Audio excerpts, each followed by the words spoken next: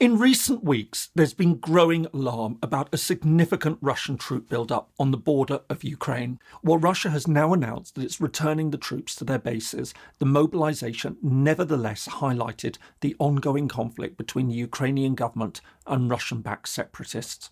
So, what is the conflict in eastern Ukraine all about?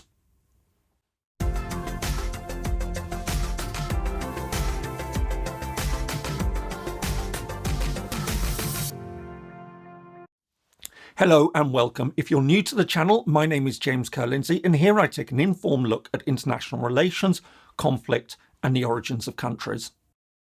In the modern era, there are few major civil wars that are wholly domestic in nature.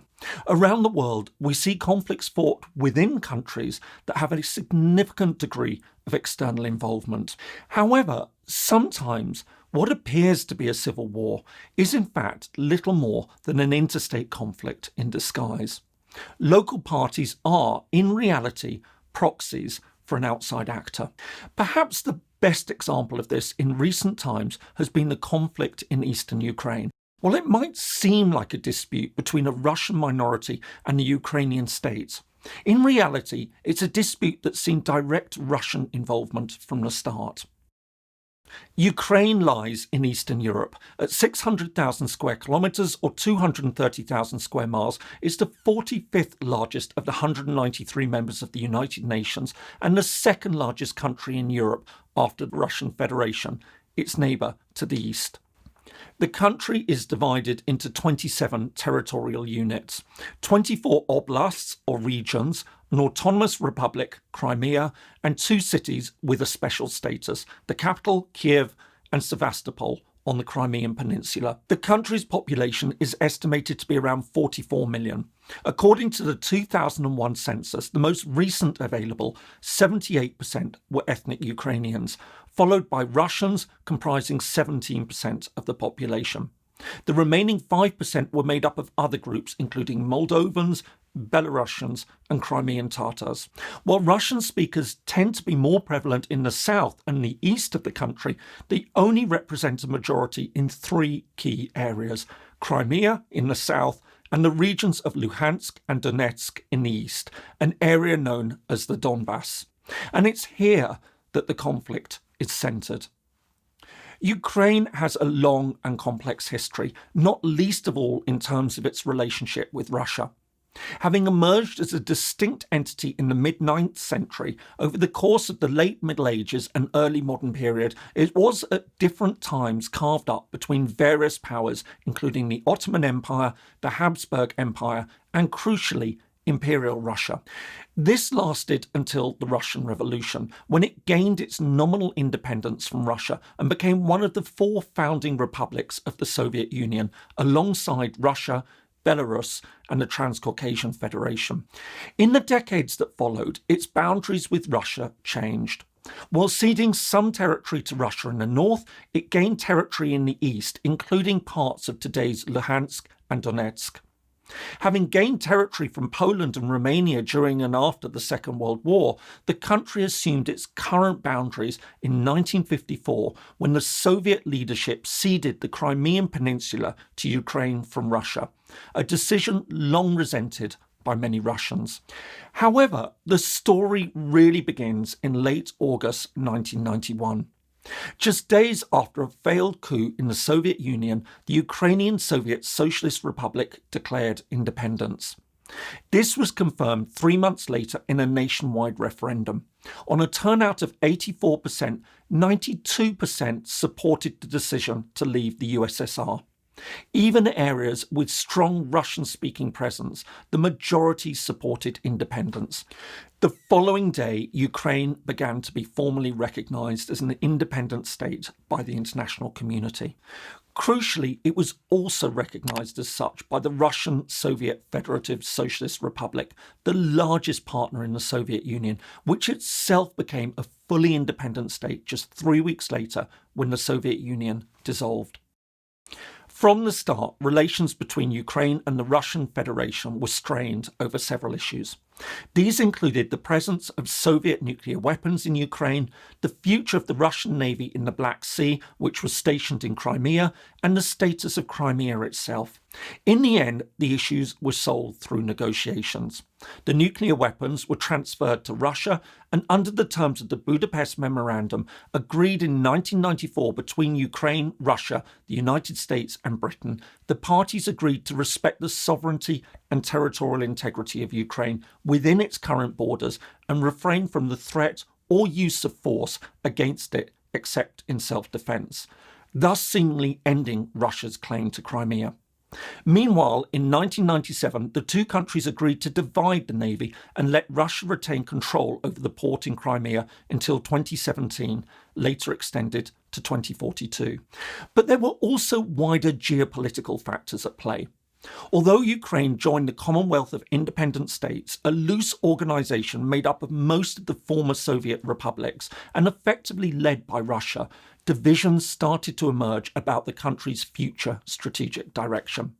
While Russia sought to keep it firmly within its sphere of influence, many in Ukraine wanted to move closer to the West and called for membership of NATO and the European Union.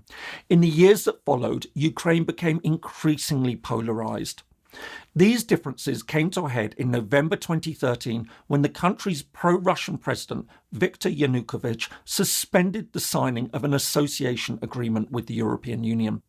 This led to a wave of protests across the country, and in February 2014, Yanukovych fled to Russia. This then led to counter-demonstrations in the Russian-speaking east and south of Ukraine. It was under the cover of these protests that Russian forces began infiltrating the Crimean Peninsula, a move that eventually led to Russia's annexation of the territory a few weeks later, on the 18th of March. Soon afterwards, an uprising began in the east when pro-Russian separatists stormed government buildings in Donetsk and Luhansk, and from there started to seize territory across the two regions. On the 12th of May 2014, they declared independence as the Donetsk and Luhansk People's Republics. In the months that followed, rebel forces, already widely believed to be actively supported by Russia, extended their control. However, by August, Ukrainian forces seemed to be gaining the upper hand. It was at this stage that Russia became more active. As well as taking a more direct control of the separatist forces, it also sent in military reinforcements under the guise of providing humanitarian aid. As a result, Ukrainian forces would push back, leaving roughly a third of Luhansk and Donetsk under effective Russian control. In early September 2014, and under the auspices of the Organisation for Security and Cooperation in Europe, the OSCE, the Ukrainian president met with the leaders of Donetsk and Luhansk, as well as the representative of Russia in Minsk in Belarus. There they signed a 12-point agreement. In return for a ceasefire and a departure of external forces, steps would be taken to decentralise power in Donetsk and Luhansk. While it was hoped that this would end the conflict, by January 2015, serious fighting had resumed. In February 2015, the sides met again. This time the meeting was attended by the Ukrainian and Russian presidents Petro Poroshenko and Vladimir Putin, the leaders of Donetsk and Luhansk, as well as by the German Chancellor Angela Merkel and the French President François Hollande. There they agreed a new document, Minsk II, which set out the terms of the original agreement in more detail. Although this seemed to bring an end to the most serious phase of the conflict, it didn't bring peace. In 2016, the German Foreign Minister Frank-Walter Steinmeier proposed a simplified formula offering elections leading to immediate self-government for the territories in return for Ukrainian control of its eastern border. While welcomed by Russia, which saw it as legitimising the regimes in Luhansk and Donetsk, it was widely opposed in Ukraine. A meeting that was meant to have been held in September that year never went ahead, and the proposals were not formally agreed by the sides. In the years that followed, the conflict continued, occasionally flaring up. In the meantime, Russia sought to extend its influence over the areas under separatist control. This included providing citizenship to over 1 million people living in eastern Ukraine, a step that Moscow argues entitles them to Russian protection. Meanwhile, in May 2019, Ukraine voted for a new president, Volodymyr Zelensky. Committed to reaching a deal that would see Donetsk and Luhansk reintegrated into Ukraine on the basis of the Steinmeier formula, he signed the agreement just months later. But while this led to further peace talks, there's still not been a settlement. Indeed, the region is still prone to flare-ups of fighting. As the conflict enters its 8th year, it's believed that 14,000 people in total have died and 30,000 have been wounded. In addition, over 1.5 million people have been displaced. But while there may be a tendency to view the conflict as a civil war, pitting ethnic Russians in the east of the country against the majority Ukrainian population, in truth, the conflict bears all the hallmarks of a classic proxy war. Including Crimea, it's estimated that roughly 7% of Ukraine is now under direct or effective Russian occupation. From the start, it's clear that Russia's been driving this process not only to retain as much influence over Ukraine as possible, but also to ensure that Ukraine does not move closer to either the European Union or NATO. I hope you found that interesting. If so, here are some more videos that you might find useful.